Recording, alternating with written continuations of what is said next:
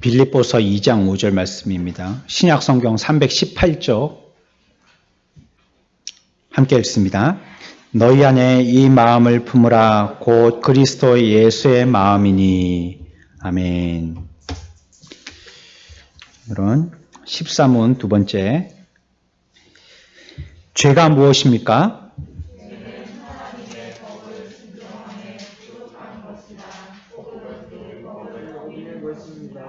네, 그러니까 죄는 하나님의 법에서 지나여서 나아가는 것도 죄고 또 결핍돼서 모자른 것도 죄다라고 얘기하는 것이죠. 더해도 안 되고 덜해도 안 되고 그만큼 해야 되는 것이다 라고 얘기하는 것입니다. 죄를 알려면 두 사람의 생애에 대해서 교훈으로 공부해야 됩니다. 한 사람은 예수 그리스도시고요. 또 한 사람은 우리가 몇 시간을 통해서 살펴본 대로 아담의 삶입니다. 우리는 아담에 대해서는 몇 시간 생각해 보았고요. 이 시간에는 우리 예수님의 생애에 대해서 이 예수님의 생애로 무엇이 죄인지에 대해서 한번 다시 확인해 보겠습니다.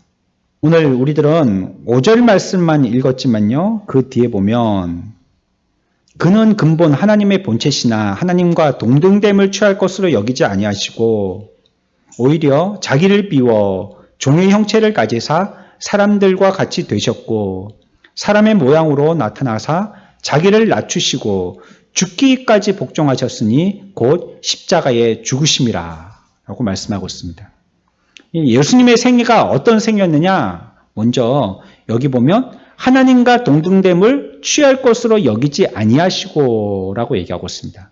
예수님은 취하셨다는 이 말씀 우리가 다시 한번 생각을 해봐야 됩니다. 사람들은 보통 보면 좋은 것은 얻으려고 하고요.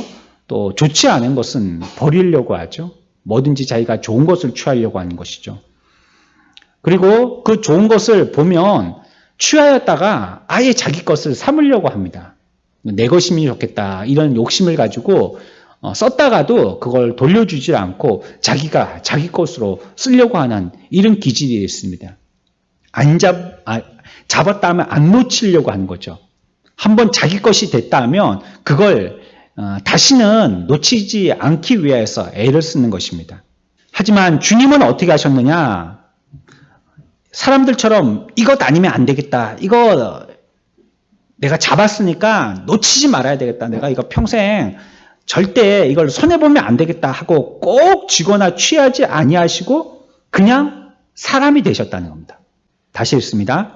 하나님과 동등됨을 취할 것으로 여기지 아니하시고 예수님은 하나님이 되시면 좋겠다 이렇게 하신 거예요. 물론 오해하지 마십시오. 예수님은 하나님이십니다. 하지만 이 세상에 사시는 동안에도 그분의 권위나 삶이 하나님과 같은 권위와 삶을 얼마든지 취하실 수 있는 분이셨어요. 높은 데 올라가서 어음하는 왕처럼 많은 사람들을 그 앞에 굴복시키고 그 사람들을 한마디만 하면 벌벌벌벌 떨도록 얼마든지 하실 수 있는 분이십니다. 그러나 그렇게 해서 그 자리에 왕권에 앉아가지고 많은 사람들을 갖다가 뭐 호통치고 다스리고 그 사람들을 갖다가 어떻게 이렇게 막 원하시는 대로 다루고 이렇게 하지 않으셨다고 얘기하는 겁니다. 하나님과 동등됨을 취할 것으로 여기지 아니하시고 그런 자리에 계실 수 있는 분이셨지만 그렇게 취하지 아니하시고 뭐가 되셨다고요? 그냥 사람이 되셨다라고 얘기하고 있습니다. 좋은 것이 있지만 좋은 것을 취하여서 자기 것을 삼으려고 하지 아니하시고 그저 사람이 되셨다라고 얘기하고 있습니다. 그는 하나님과 동등되다 말씀하셨죠. 그분이 천지를 지으신 분이십니다. 예수님이 하나님이십니다. 그렇기 때문에 하나님이 모든 것을 만드셨기 때문에 모든 만물의 주인은 하나님이세요. 하나님께서 마음대로 하실 수 있는 것입니다. 하나님이 주인이시기 때문에요. 무엇인가에 도움 얻지 않고도 얼마든지 그렇게 사실 수 있는 분이십니다. 도움 없이도, 천지의 도움 없이도 말이죠. 이 세상에서 천지가 이상이 생기면 사람들은 살 수가 없죠.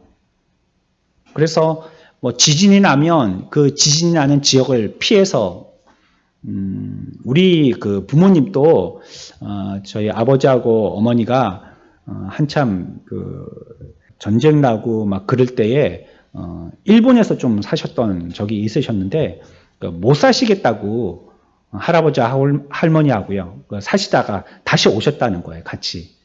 거기는 막 지진도 나고 뭐 이 자연 환경도 우리나라하고 맞지 않고 맨날 그러니까 거기서 못 사시겠다고 겁이 나서 못 사시겠다고 하고 뭐 얼마나 사셨는지는 제가 잘 모르겠지만 계시다가 다시 우리나라로 오셨다 이런 얘기를 몇 번 들었습니다.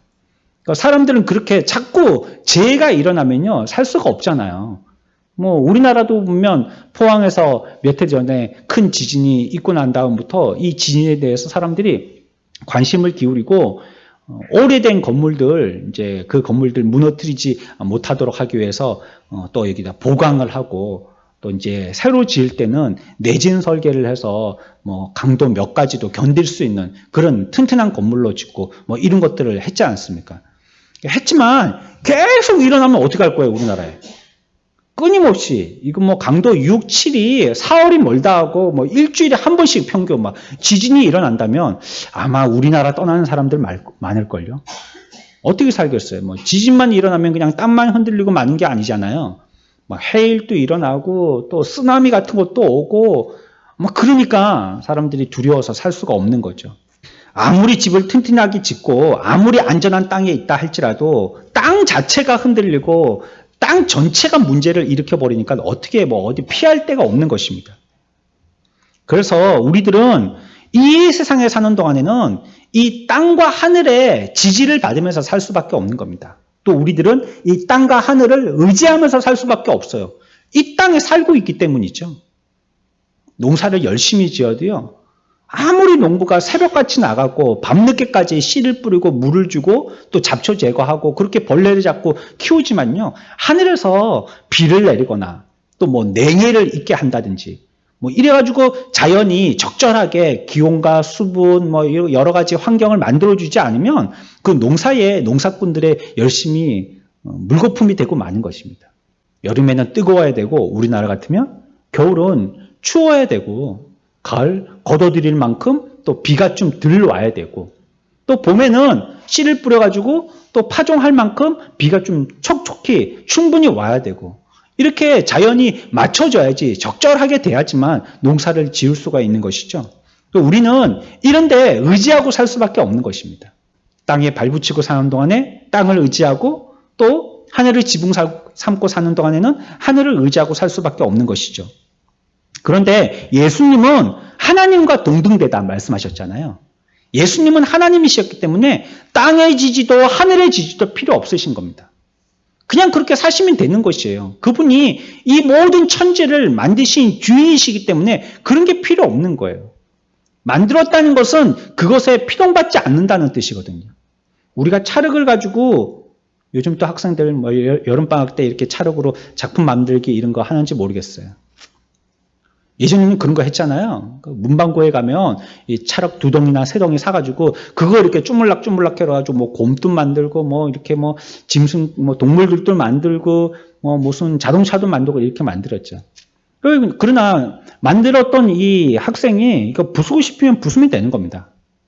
물 묻혀가지고 다시 쭈물쭈물 해갖고 다른 모양 만들고 싶으면 다른 모양 만들면 되는 겁니다. 그 작품에 이 만든 주인은 전혀 피동받지 않습니다. 자기가 그냥 만들면 마음대로 할 수 있는 것이에요. 부수든지 버리든지 다시 재생산하든지 만들면 되는 것입니다. 예수님도 하나님과 동등된 분이시니까 얼마든지 예수님도 그렇게 하실 수 있는 분이십니다. 이 천지에 있는 것들에 대해서 피동받으실 필요가 없으신 분이시죠. 하나님과 같기 때문에 이 세상에 있는 것들을 의지하지 않아도 되시는 분이십니다. 그러나 성경은 뭐라고 얘기하고 있습니다? 뭐라고 얘기하고 있습니까? 사람의 모양으로 나타나신 뒤에 자기를 낮추시고 죽기까지 복종하셨다라고 얘기하고 있습니다. 십자가에 죽으셨다라고 얘기하는 거예요. 그런 자연적인 것들에 대해서 피동받지 않으셔도 되시는 분인데 낮추실 필요도 없으신 분이시고 복종할 필요도 없는 분이시고 더더욱 죽기까지 하실 필요는 없으신 분인데 안 죽어도 되시는 분이신데 주님은 자기를 낮춰서 그렇게 하셨다는 것입니다. 이 말씀은 뭘 얘기하죠? 충분히 예수님은 하나님이시고 그분은 모든 만물의 주인이셔가지고 자기 마음대로 하실 수 있는 분이시나 그렇게 하지 않았다는 겁니다. 그럼 어떻게 하셨느냐? 그의 생애는 항상 하나님의 말씀에 순종하셨다는 겁니다. 예수님의 생애는 항상 하나님의 말씀에 순종하셨다는 겁니다. 지금 우리가 뭐 하고 있습니까? 뭐에 대해서 생각하고 있죠? 죄에 대해서 생각하고 있습니다. 죄가 뭐냐? 이거 지금 생각하고 있습니다. 그러면서 예수님의 생애를 통하여서 죄가 무엇이다라는 것을 생각하고 있습니다. 예수님은 어떻게 사셨다고요? 그래서 하나님의 말씀에 순종하여서 살았다는 것입니다. 우리들은 보십시오. 마음대로 살 수 있지 않습니까? 지금. 그리고 또 마음대로 죄를 짓습니다.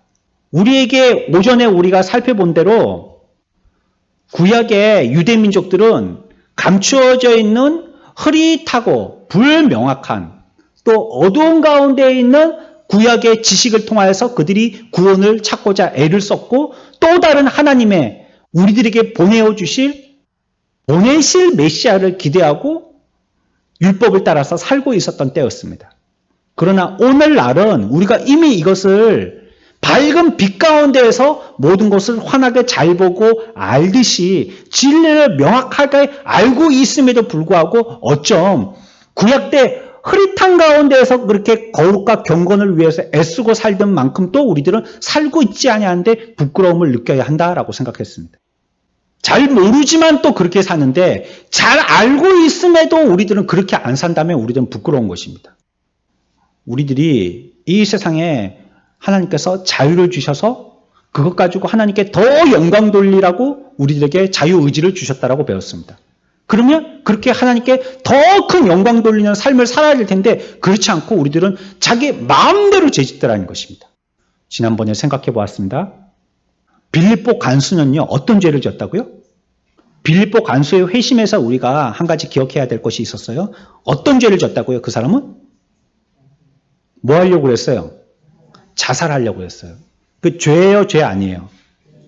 그 자살이 자기 마음대로 하는 건장 그걸 갖다가 죄 아니라고 취급하면 안 됩니다. 아이고 얼마나 불쌍해서 그렇겠노. 마음이 얼마나 괴로웠으면 목숨을 끊었겠냐. 그 아까운 목숨 안타깝죠. 하지만 하나님의 법 앞에서는요, 그 분명히 죄입니다.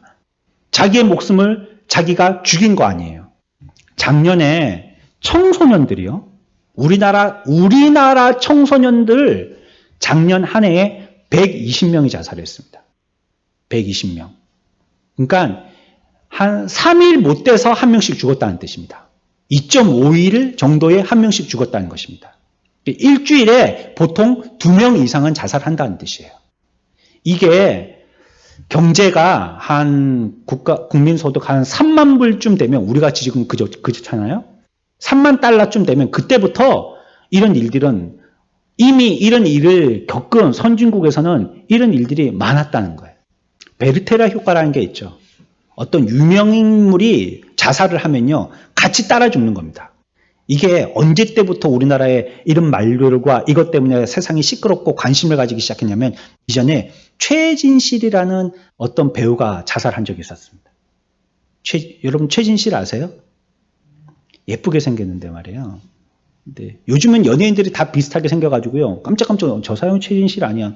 그 사람 죽었지. 깜짝깜짝 놀랄 때가 있는데 예쁘게 생겼던 그런 여기 영화에도 나오고 그 선전에도 나오고 그랬던 사람이 있어요. 근데 이 사람이 자살을 했어요. 그리고도 그 이후에요. 많은 탤런트들, 배우들, 또 가수들, 또 걸그룹 많이 자살했습니다. 근데 그걸 보고요. 청소년들이 같이 따라 죽는 거예요. 베르테르 효과라는 겁니다. 보고 같이 용기를 얻어서 나도 죽어도 되겠구나 싶은 생각이 드는 겁니다. 근데 그게 연예인뿐만이 아니라 유명 인사들이 죽을 때도 그렇게 죽는답니다. 얼마 전에 또 우리나라에 대통령도 자살해서 죽었어요. 시장도 자살해서 죽었어요. 이런 걸 통해서 자꾸 사람들이 그걸 본받아서 같이 따라 죽더라는 거예요. 죽는데도요. 그 사람들의 삶의 수준과 관계가 있답니다. 평균 소득이 그 집안에 200만 원 이하 되는 가정의 청소년이 그 이상 되는 봉급을 받는 가정의 청소년보다 자살률이 6배가 높답니다. 못 살수록 더 자살을 많이 한다는 거예요. 자기 부모가 200만 원 못 벌어오면 200만 원 벌어오는 자녀들보다도 한 6배는 많이 자살할 마음을 가진다는 거예요. 나라가 난리 난 겁니다, 지금 이게. 지금 검찰이 어떠니, 법원에 누가 어떠니, 이럴 때가 아닙니다, 지금. 청소년들이 지금 계속 죽어나가고 있는데요. 우리 어디다가 신경을 팔고 있는지 모르겠어요. 또 국회의원들 누가 잘했니, 누가 못했니 그러고 있는데, 이런 데 대해서 또 이게 문제란 말이에요, 문제. 요즘 학생들이 학교를 안 가고 있잖아요. 이런 것들을 갖다가 확인하고 또 여기에 대한 위험도가 있는 학생을 갖다가 빨리 캐치해내갖고 그를 갖다가 또 치료하든지 상담하든지 이걸 학교 가야지 하거든요. 그걸 선생님들이 지금까지 다 했단 말이에요. 보시고 상담해보고 그럴 것 같은데 얘기해보고 또 누구 친구를 통해서 그런 말이 들어오고 그러면 선생님들이 이런 걸 다 했단 말이에요. 근데 이제는 학생들이 학교를 안 가니까 선생님들이 모르는 거예요. 모르는 거예요. 그리고 학생들은 브루 코로나 이런 말 들어봤죠? 이것 때문에요. 여성들은 한 20% 이상이 우울증에 더 걸리게 됐고요. 청소년들은 너무 휴대폰과 컴퓨터 또 TV 보는 시간이 많게 되어졌다는 거예요. 집에 있는 동안에. 그거 하느라고 청소년들의 정서는 더 피폐해졌다는 거예요. 제 얘기가 아니고 신문에서 읽은 겁니다, 이게. 그렇게 됐다는 거예요. 그러면서 딴 생각하고 쓸데없는 생각하고 사탄마귀가 유혹하고 이러다 보니까는 욱하는 마음에 그냥 자살해버리는 것입니다. 베르테르 효과라는 것과 반대되는 게 전쟁 효과라는 게 있습니다. 반대로요, 전쟁이나 전염병이 일어나면 오히려 자살률이 높아질까요, 떨어질까요? 전쟁이나 전염병이 있을 때 사람들이 많이 자살할까요, 적게 자살할까요? 오히려 적게 자살한다는 거예요. 내가 살아야지 이런 생각을 한다는 거예요. 원체 총 맞고 죽는 사람들이 많으니까 전쟁 나서 맨날 막 죽어 나오니까 폭탄 맞아서 죽고 한밤에 자고 나니까 옆집에서 대포 떨어져갖고 막 죽고 막 이러니까 나는 살아야지 하고 어떻게든지 살아보려고 하지 그때는 죽으려고 자살을 안 한다는 거예요. 그게 전쟁 효과라는 거예요. 근데 오늘날의 심각한 거는 뭐예요? 지금 전쟁은 나지 않았지만 지금 뭐가 있어요? 우리나라에? 온 세계적으로? 전염병이 있잖아요. 그러면 자살률은 떨어져야 된다는 거죠. 근데 그렇지 않대요. 그게 더 심각하다는 거예요. 전쟁 효과의 상황이 되어졌지만 그럼에도 불구하고 자살률은 떨어지지 않더라는 것입니다. 자꾸 더 올라가요, 지금. 140명? 이거는요, 2015년에 비하면 2배 이상 올라간 겁니다. 우리 청소년들이. 나이가 자꾸 자살률에 대해서 우리가 OECD 국가 중에서 청소년 자살률이 1위인 줄 알고 있습니다. 영광스러운 1위는 아닌데 왜 이 1위를 계속하는지 이게 한 해, 두 해 1위가 아니거든요. 한 5, 6년 1위입니다. 계속. 최고로 우리나라에서 많이 죽는 거예요. 청소년들이 행복하지 않다는 뜻입니다. 대한민국 행복한 나라 아니다라고 얘기하는 겁니다. 소망이 없으니까 죽잖아요. 더 이상 소망이 없을 때 목숨을 끊는 거 아닙니까? 죽더라는 것입니다. 자살은 뭐다? 죄다. 같이 해봅시다. 자살은 죄다. 자살하는 사람 잘못하면 큰일 납니다. 큰일 나. 큰일 납니다. 아예 그런 생각하면 안 됩니다. 하나님 앞에 다른 사람 찔러 죽이는 것도 죄지만요. 자기 몸을 자기가 해서 죽이는 것 그것도 살인입니다. 그 죄예요. 큰일 나는 겁니다. 남을 죽여서도 안 되고 더더욱 자기를 죽여서는 안 되는 겁니다. 큰 죄입니다. 사람들이 이렇게 마음대로 살더라는 거예요. 내 목숨인데 내가 어때 에란 모르겠다. 이판세판이 이상. 뛰어내리자. 약 먹자. 이러고 죽는 겁니다. 사람들이. 자기 마음대로 하는 겁니다. 긍휼을 베푸시고 은혜를 베푸셔서 이거 가지고 더 높은 수준의 신앙의 삶을 살려고 하나님께서 우리들에게 자유의지를 주셨는데도 불구하고 인간들은 그걸 악용해서 지 마음대로 쓰더라는 겁니다. 뭐가 없으니까 그렇게 돼요? 하나님의 말씀에 기준이 없으니까 그렇게 된 겁니다. 자기 마음대로, 그러니까 내 건 줄 알고 자기 마음대로 쓰더라는 것입니다. 물질도 그렇습니다. 주면 우리가 수요일 날 또 배웠죠? 하나님이 우리들에게 원칙이 있다는 게 있잖아요. 적절하게 주시는 원칙이 있다고 했죠. 만나의 원칙이라는 게 있다고 그랬잖아요. 더하여서 넘치지도 않게, 모자라서 부족하지도 않게 적절하게 주시는 원칙이 있다 했잖아요. 그러나 예외일 때도 있다고 그랬죠. 넉넉하게 주시는 분도 있단 말이에요. 이병철처럼. 넉넉하게 주는 사람들도 있단 말이에요. 기업 총수들은 돈이 얼마나 많습니까? 자기가 다 헤아려보지도 못할 만큼이나 많은데. 근데 그걸 주시는 이유는 뭐라고요? 왜 이렇게 여분으로 많이 주신다고요? 가난한 사람들을 구제하라는 거예요. 그거 다 몇 거니까 죽을 때 관에 넣어가라고 주시는 게 아니고요. 그 남는 걸로는 하나님의 뜻을 쫓아서 모자라고 부족한 사람들 채워주라고 주시는 거예요. 그게. 근데 그렇게 안 하면 하나님의 뜻이 이루어지지 않는 거죠.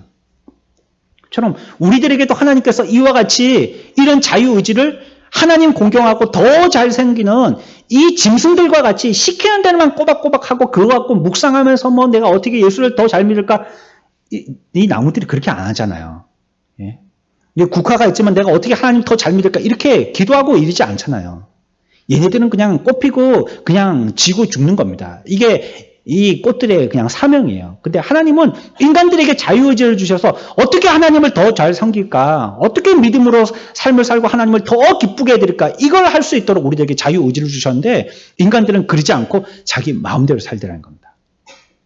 그 시대가 지나갈수록 더 잘 믿어야 되는데요. 머리도 좋아지고 공부도 많이 하고 여러 가지 경험을 책 같은 걸로 지식을 얻을 수 있는 시대가 됐으니까요.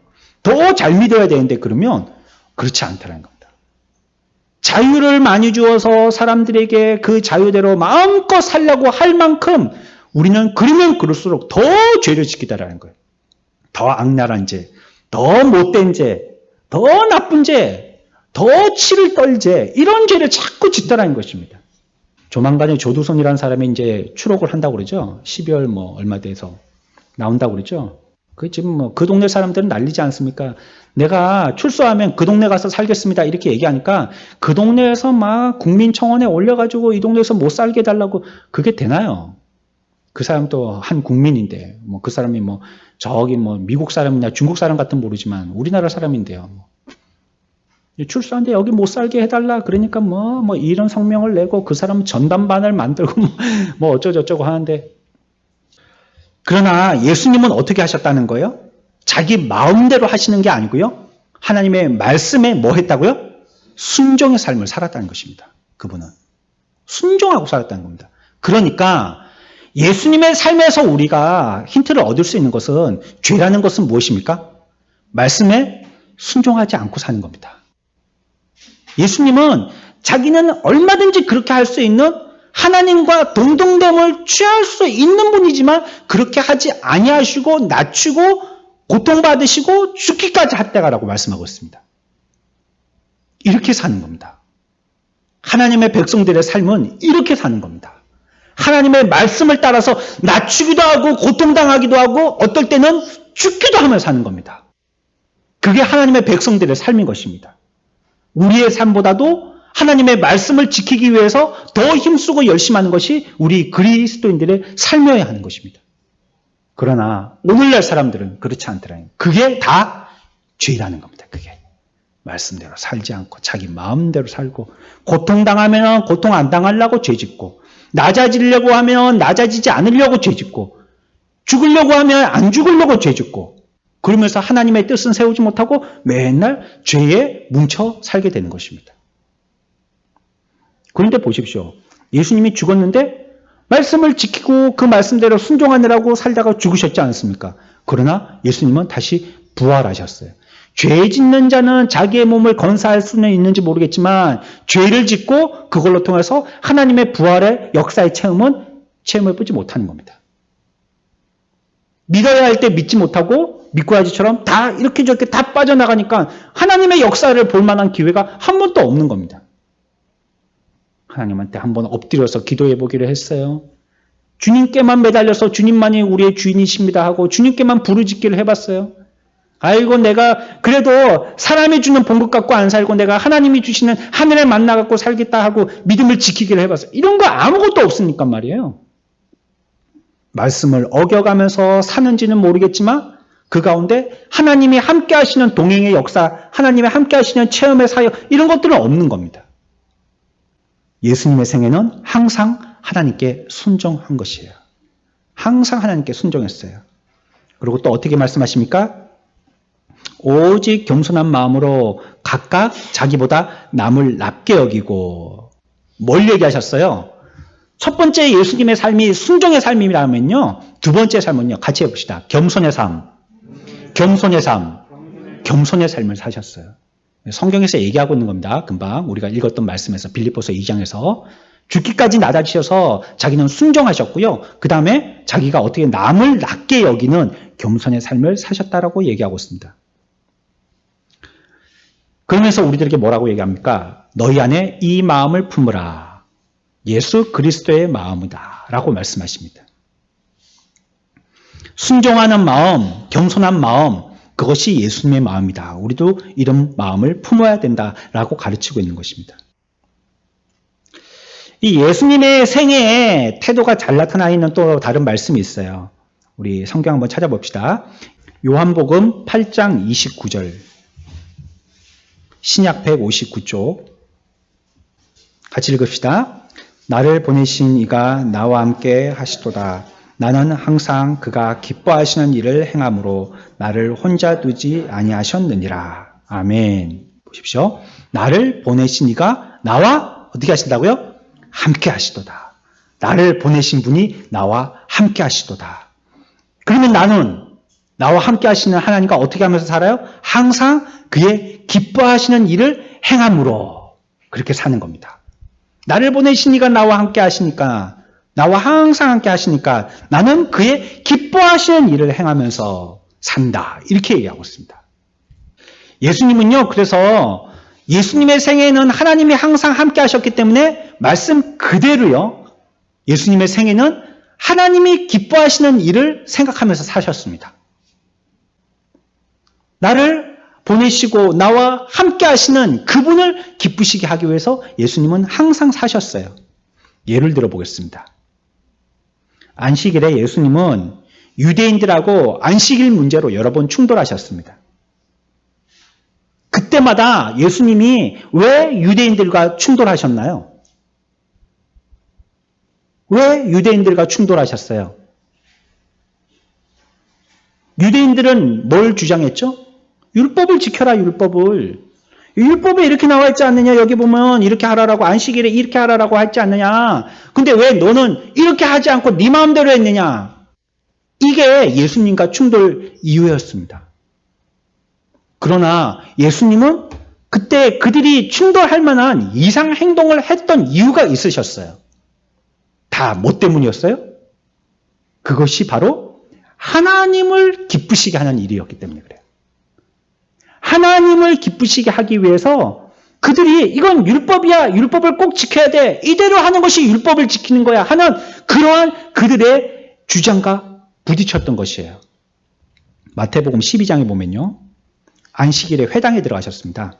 회당은 오늘날 작은 교회라고 할 수도 있겠고요, 기도원이라고 할 수 있겠고요, 작은 신앙 학교라고도 할 수 있는 곳이겠습니다. 그런데 가셨어요. 거기에 가는데 가보니까 손 마른 사람이 있는 거예요. 손이 뻣뻣해서 손이 말라 있는 사람. 이 부드럽게 손이 잘 안 움직이는 사람이 있더라는 것입니다. 그래서 예수님께서 그 손을 고쳐주셨습니다. 그리고는 예수님이 뭐라고 말씀하셨냐면 안식일에 선을 행하는 것이 옳다 이렇게 말씀하셨습니다. 유대인들은 여기에 찬성했을까요? 반대했을까요? 반대했죠. 왜?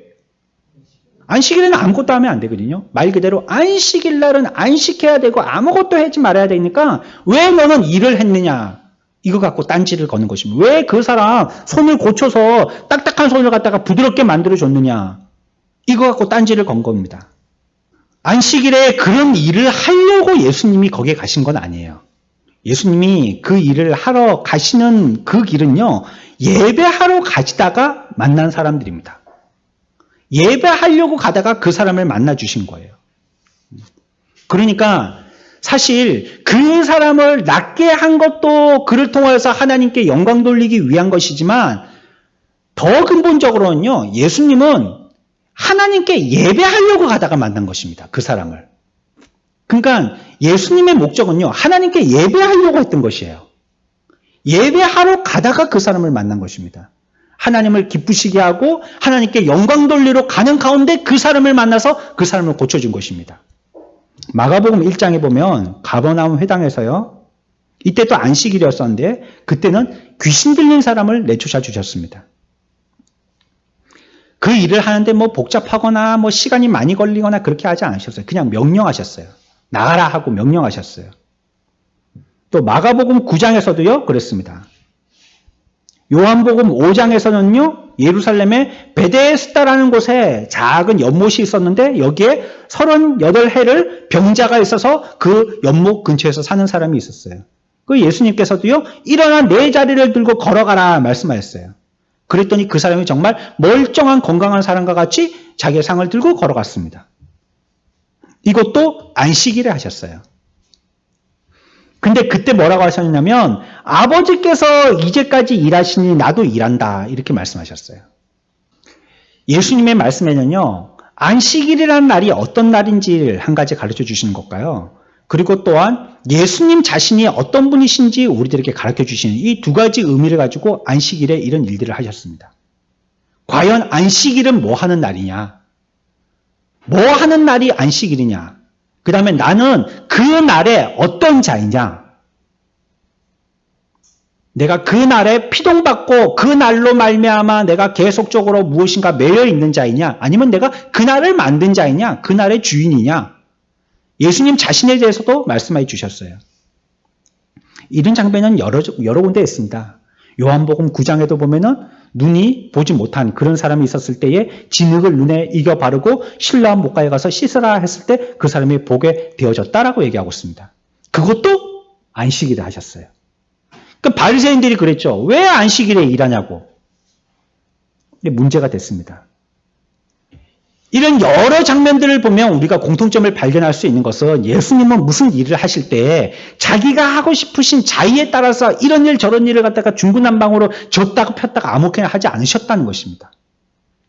예수님이 하신 일은 한 가지 목적을 추구하면서 하셨는데 그것은 앞에서 우리가 읽어보았던 빌립보서의 말씀과 같이 하나님의 기뻐하시는 일들을 했다는 겁니다. 그것이 사람들에게 부딪히고 그것 가지고 사람들에게 핍박을 받고 그것 가지고 무엇인가 논쟁이 벌어지고 나는 그 사람들한테 공격받고 이랬다 할지라도 하나님이 기뻐하시는 일이면 그걸 했다는 겁니다. 그걸 두고 내가 해야 될 것인지 하지 말아야 될 것인지 내 힘의 근거로 삼으셨다는 겁니다. 그래서 예수님은요. 하나님께서 기뻐하시지 않는 일은 안 했어요. 하나님께서 하지 말라 하시는 일은 안 했어요. 공생의 초기에 사탄 마귀가 예수님을 시험했습니다. 예수님께서 40일 금식기도 하신 다음에 마귀가 나타났어요. 그리고 뭘 시험했냐면 이 돌이 있는데 이 돌이 떡이 되게 하라 이렇게 시험했습니다. 사람이 살 때 먹고 사는 문제가 제일 큰 문제 아닙니까? 우리들도 그런 말 흔하게 하잖아요. 다 먹고 살려고 하는 짓이지 그렇게 하지 않습니까? 먹고 살려고 한다는 것입니다. 이 생존의 문제가 급선무입니다. 근데 예수님은 어떻게 하셨어요? 먹는 것 중요한데 40일 동안 안 먹었으니까 얼마나 여러분들 40일 동안 굶어 보셨습니까? 4일도 안 굶어 보셨을걸요? 식대가 4시간만 지나도 뭐 난리가 날걸요? 그렇죠? 막 배가 고픈데 밥이 없다, 밥솥에. 그러면 막 라면 끓여 먹고 시켜 먹자고 하고 시켜 먹는데 왜 빨리 안 오냐고 하고 막 이러지 않겠어요? 못 기다리는데 나가서 사 먹자 뭐 이러지 않겠어요? 먹는 거는 우리들에게 굉장히 긴급한 문제거든요. 또 사는 거, 거주의 문제 이것도 긴급한 것이지 않습니까? 당장 자야 되는데 어디 이슬을 피할 만한 지붕 있는 집이 없다면 이거 얼마나 비참한 일이에요. 그러니까 사는 거, 주거의 문제 이거 굉장히 중요한 것입니다. 옷 입는 것 이런 것도 중요한 것입니다. 우리가 입어야지 살죠. 못 입으면은 이런 날씨에 밖에서 살다가 그냥 죽지 않겠어요? 뭐 멋진 옷 그런 게 아니더라도 요즘에는 원체 사람들이 이제는 뭐 낡아서 버리는 게 아니고 유행이 지나서 버리니까요. 그 버려진 옷만 해도 엄청나게 되어지니까 말이에요. 그런데도 그런 것들을 한 개도 얻지도 못하고 사는 사람이 있다면 얼마나 비참한 삶이겠어요. 이게 중요한 것입니다. 거기서 우리의 목숨과 직결되어지는 가장 중요한 문제가 뭐냐 한다면 단연하고 그건 먹는 문제입니다. 먹어야 살기 때문이죠. 먹지 않으면 살 수 없기 때문이죠. 근데 그러할 때에 40일 동안이나 이 먹는 것 가지고 시험 받으시고 기도하셨던 예수님께서 처음에 당하셨던 시험이 이 먹는 시험이었었어요. 돌로 떡이 돼갖고 먹어라라는 이런 시험을 받으신 것입니다. 근데 예수님은 그 시험 앞에 어떻게 그 시험을 지혜롭게 이기셨느냐 이런 거 우리가 배워야 하겠지만 무엇보다도 예수님은 그것보다도 하나님의 입에서 나오는 모든 말씀으로 사느니라 라는 말씀을 하셨다는 것입니다. 그러니까 예수님의 목적은 그거 먹어서 사는 게 중요하긴 하지만 나한테 그게 너무나도 지금 긴급한 일이긴 하지만 그것보다 예수님에게 더 중요한 것은 말씀대로 사는 거라는 거예요. 말씀대로. 먹어서 배불러서 사는 것보다 더 중요한 거는 말씀대로 산다는 거예요. 다른 식으로 얘기한다면 못 먹어서 죽더라도 나는 말씀으로 살겠다는 것입니다. 이거 못 먹어서 내가 지금 굶어 죽는 한이 있더라도 나는 말씀대로 살겠다는 것입니다. 오늘날 우리들이 하나님의 말씀을 따라서 살아야 됩니다. 굶어 죽어도 말씀대로 살아야 되는 것입니다. 예수님이 우리들에게 그런 본을 보여주셨기 때문입니다. 그것이 첫 번째 시험 아닙니까? 예수님이 공생애를 하실 때 기도하시고 당하셨던 첫 번째 시험 아닙니까? 말씀대로 살려고 하셨던 것입니다. 그렇게 고난을 당하시고 어려움을 당하실 수밖에 없으셨던 것도 예수님이 말씀대로 살려고 하셨기 때문입니다. 우리들도 말씀대로 살려고 애를 써야 되는 거예요. 못 먹어도 말이에요. 못 먹어도. 우리가 비록 좀 천하게 살고, 좀 빈티가 나게 살고, 좀 맛있는 거 못 먹고 그러한다 할지라도요. 말씀대로 살려고 애를 써야 되는 것이죠. 또 어떻게 했습니까? 높은 데 올라가서 뛰어내리라 했죠. 사람이 사는 것은 하나님의 뜻을 배워서 그것에 순종하고 사는 것이고요. 그러면 하나님께서 잘 지켜주시고 그 길을 인도 보호하신다는 것을 믿고 사는 것입니다. 내가 뭐 어떻게 안전장치를 밑에다가 한다든지 말이에요. 내가 뛰어내리는데 안전하게 뛰어내릴 수 있는 내 나름대로 방법대로 산다든지 이렇게 사는 것이 아니라는 거예요. 하나님의 뜻을 배워서 하나님이 무엇을 소원하시는지 그것을 알고 그 말씀대로 순종하면서 사는 것입니다. 그렇다면 내가 굳이 뛰어내릴 때 어떻게 뛰어내려야 될까? 어디에 뛰어내려야 될까? 어떤 모습으로 뛰어내려야 될까? 자기가 상하지 않도록 뛰어내리는데 여러 가지 방법을 쓰지 않더라도 말씀대로 순종하면서 살면은 하나님이 인도하시고 보호하신다는 거예요. 이것도 하나님의 말씀으로 살려고 했던 겁니다. 하나님께서 하나님의 뜻대로 살려고 했던 것입니다. 그러면 보호해 주신다. 이 말입니다. 예수님은. 예수님의 시험의 통과의 방법들은 말씀으로 하겠다는 겁니다. 말씀에 순종해서 하면 먹을 것도 생기고 안전함도 생기고 우리들도 높여주신다라고 얘기하시는 겁니다. 우리가 말씀대로 살지 않고 내 마음대로 하려고 하기 때문에 하나님의 말씀이 아닌 내 생각대로 하려고 하기 때문에 먹을 것도 없게 되어지고 떨어져서 다치게 되어지고 사람들 앞에 밟히는 소금과 같은 이런 삶을 살 수도 있는 것이에요. 그러나 우리가 말씀대로 살면 하나님이 우리들을 지키시고 보호하시고 높이시고 살려주시는 것이에요. 말씀대로 살라라고 우리들에게 얘기하고 있는 것입니다. 이것을 모른다면 우리는 큰일이겠습니다. 어떻게 사는지 모른다면 말이죠. 과연 하나님의 말씀대로 사는 게 어떻게 사는 거야? 말씀대로만 말씀 얘기는 많이 하시는데 그럼 하나님의 말씀대로 산다는 게 과연 뭘 얘기하는 거야? 이거면 낭패겠어요, 정말. 우리가 정말 모른다면 말이에요. 하나님의 말씀대로 사는 게 뭔지 모른다면요, 이건 큰일이라고요. 고넬료가요, 어떻게 하는 것이 구원을 얻는 방법인지 몰라가지고 자기 나름대로 애를 쓰고, 물론 그 사람이 회심하지 않은 사람은 아니겠지만, 그래도 완전한 구원의 빛 가운데 들어온 자로서의 삶을 밝히 알고 사는 건 아니잖아요. 짐작해서 산다든지, 전통을 따라서 살았다든지, 배우면서 익혀서 살았다든지, 이런 식으로 살았죠. 우리가 모른다면 이게 큰일이지 않겠어요? 그러나 우리들은 너무나도 안심되고 감사한 것은 우리들에게 이것을 계시해 주셨다는 겁니다. 알려주셨다는 거예요. 말씀 자체를 말씀해 주셨다는 거예요. 우리들에게 보여주시고 그 말씀대로 살 방법을 알려주셨으니 우리는 그 말씀에 순종할 수가 있는 겁니다. 말씀해 주셨으니까요. 보세요. 그러니 에덴 동산에서 아담이 살 방법을 하나님이 내셨더랬습니다. 죄 짓지 않고 살 방법을 내셨더랬어요. 알려주셨어요. 뭐 해주셨죠? 말씀해 주셨잖아요. 아담에게. 먹을 것은 선악을 알게 하는 이거는 아니다. 이거 먹으면 안 돼. 생명과 실이 있는데 그건 먹어. 그건 먹는 거야. 근데 이 선악을 알게 하는 과실 이건 먹으면 안 돼. 뭐 해주셨어요? 말씀해 주셨잖아요. 알려주신 것입니다. 우리의 삶은요, 하나님께서 우리들에게 도박하듯이 모르지만 둘 중에 어느 거게 한번 열어봐. 이렇게 하지 않으셔요. 어떻게 해주십니까? 말씀해 주십니다. 알게 말씀해 주시는 거예요. 여기에 중요한 건 뭡니까? 몰라서 선택을 못하는 것이 아니라 아는데 순종을 안 하는 겁니다. 아는데. 몰라서 잘못된 걸 선택하는 게 아니고요. 아는데 순종을 안 해서 잘못된 걸 선택하는 거예요. 그래서 말씀보다는 먹는 걸 먼저 챙기고, 말씀보다는 내 몸 챙기고, 말씀보다는 내 권위에 올라가는 걸 생각하다는 겁니다. 그러니까 하나님의 뜻은 이루어지지 않고 그 모든 삶 자체가 뭐가 된다는 거예요? 죄가 되는 겁니다. 그래서 죄가 되는 겁니다. 말씀을 앞장세우고 말씀대로 살려고 하지 아니하고 자기가 그 말씀 앞에 서니까 죄가 되는 것입니다. 다른 사람들한테 놀림받기 싫죠. 다른 사람들 앞에서 높아지고 싶죠. 부끄러움 당하기 싫죠. 내가 혹시 부끄러움 당하더라도 하나님의 영광을 위해서 말씀대로 살려고 버티고 견디고 이겨나가면 될 텐데 그렇게 하기 싫은 거예요? 내가 그 사람한테 비친 게 있어갖고 내가 왜 할 말 하면 하는 거지. 한 대 맞았으면 나도 한 대 치는 거지 뭐. 나를 그렇게 모욕 줬으면 나도 모욕 주는 거지. 참는 사람이 없는 겁니다. 하나님의 말씀을 앞장세우기보다는 자기가 앞장서는 겁니다. 자기가 더 높아지려고 하는 거예요. 그거 사람 때린 것 아닙니다.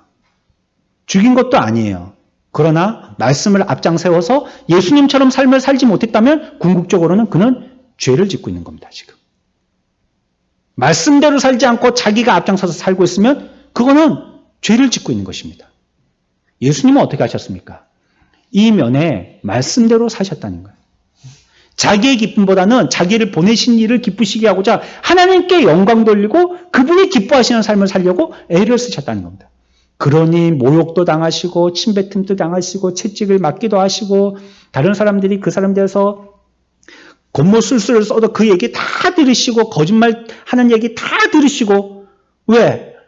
하나님을 기쁘시게 해야 되니까. 나 비록 그렇게 다른 사람들한테 처참하게 걸레꼴이 되더라도 나를 통해서 하나님께서 영광 받으셔야 되니까. 그래 그 모든 고통을 다 참고 결국에는 죄 없으신 분이 억울하게 십자가에 죽기까지 하신 겁니다. 말씀대로 하려고 한 겁니다. 말씀대로. 말씀을 앞세웠기 때문입니다. 우리가 죄 짓지 않으려면 말씀대로 사십시오, 여러분. 말씀을 앞장세우십시오. 내 영광이 아니라 하나님의 영광을 위해서 사십시오. 나의 기쁨이 아니라 하나님의 기쁨을 위해서 사십시오. 그렇다면 신앙은 거진 80% 다 해결납니다. 우리가 지금 갈등하고 있는 거는 나한테 유익이 될까 안 될까 이것 때문에 그렇습니다. 하나님께 영광이 될까 이걸 먼저 생각한다면요. 거의 80%는 문제 다 해결됩니다. 내가 이것도 손해보기 싫고 이것도 지고 싶고 양손을 꽉 쥐고 있으니까 그러니까 이거 어떻게 하지 하고 힘든 거죠. 자기를 포기하고 하나님의 영광을 주면요. 쉬운 겁니다. 그게. 뛰어내려 할 때 뛰면 되는 거 아니에요. 그러면 물 위를 걸을 수 있는 겁니다. 그냥 배에서 뛰어내려. 그냥 물 위에서 내가 받쳐줄게. 아니면 넌 물 위 걸을 수 있어. 뛰어내려. 믿음을 갖고 팍 그냥 몸을 갖다가 투신해서 던지면 그러면 물을 갖다가 차박차박 물 위를 걸을 수 있을 텐데 의심하는 겁니다. 내가 빠질까 말까. 이거 죽을 텐데. 나 수영도 못하는데 이 풍랑 봐. 그냥 잔잔한 물에서도 죽겠는데 이게 풍랑이 이런 데서 내가 살 수가 있겠나. 나도 살고 말씀도 지키려고 하고 안 되는 겁니다. 두세 발짝 가다가 물로 꼬르륵 빠지는 겁니다. 결국은. 내가 힘들어하는 것은 믿음을 지키기 위해서 힘들어하는 게 아니라는 거예요. 사실은. 말씀을 안 지키기 때문에 힘든 겁니다. 그게. 믿음을 지키려고 한다고 하는 포장지를 씌워서 그렇죠. 믿음으로 살려고 하니까 힘들죠. 죄를 힘면 안 된 거는 주를 위해서 죽어버리면 되는데요. 그냥. 죽으면 죽으리라 하고 순교정신 가지고 죽으면 되는데요. 그럼 죽음 이후에는 더 이상 고통 없는 거 아니겠어요?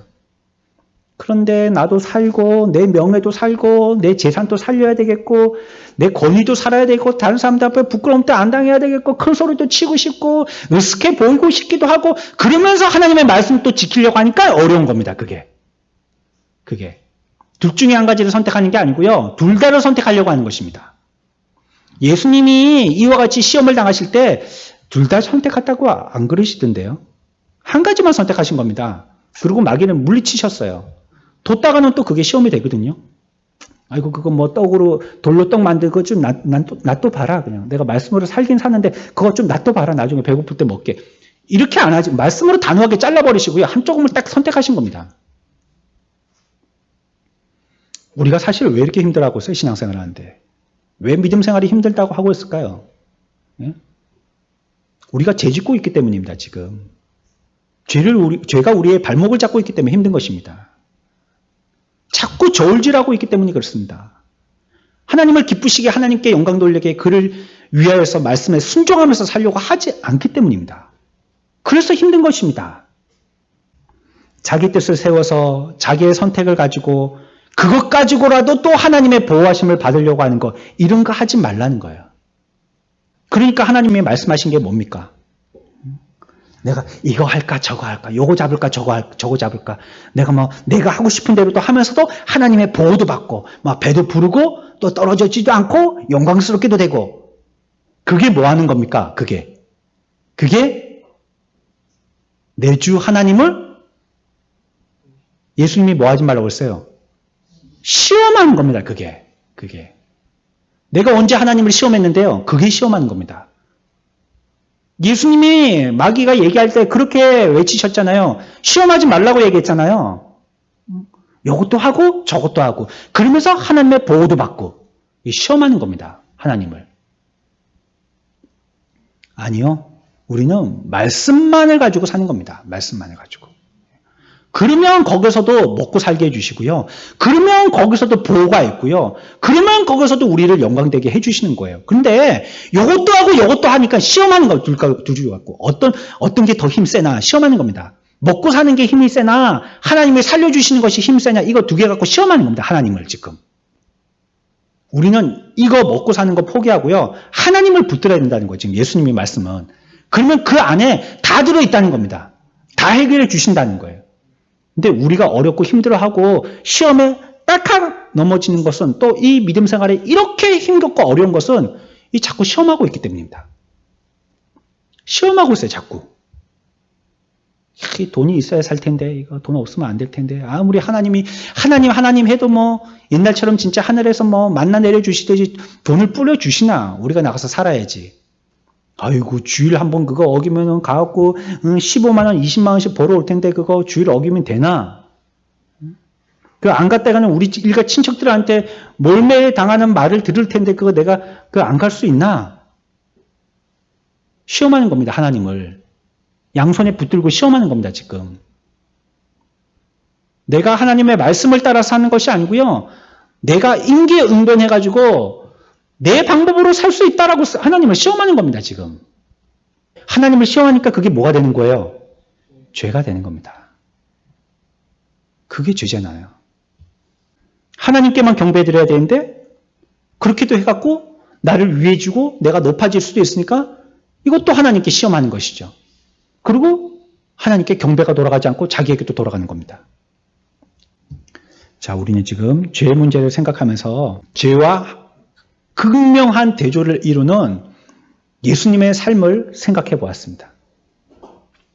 예수님은 안식일에도 유대인들과 그렇게 부딪히셨던 이유들, 또 그분이 40일간 금식기도 하고 사탄 마귀와 시험에 대항하여서 싸웠던 일들, 이런 모든 일들은 하나님의 뜻을 이루기 위하였고 그분을 기쁘시게 하기 위하여서 말씀대로 살려고 그렇게 하셨던 것입니다.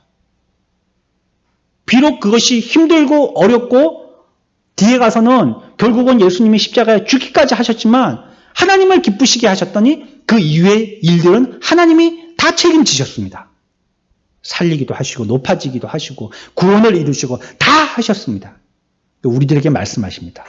우리들도 이 세상에 있는 동안에 죄 지으면 안 된다 말씀하십니다. 그러면 하나님 어떻게 해요? 말씀에 순종해라 말씀하시는 겁니다.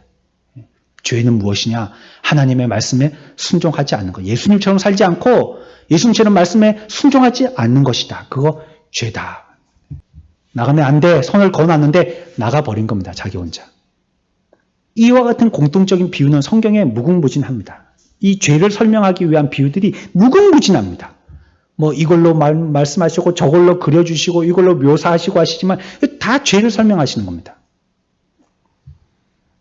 우리 사랑하는 선한목자교회 우리 모든 성도들 이번 한 주간 우리의 일생 동안 하나님 앞에서 죄 짓지 않고 말씀에 순종하여서 하나님을 기쁘시게 하는 저와 여러분들의 삶들이 되시기를 축원합니다.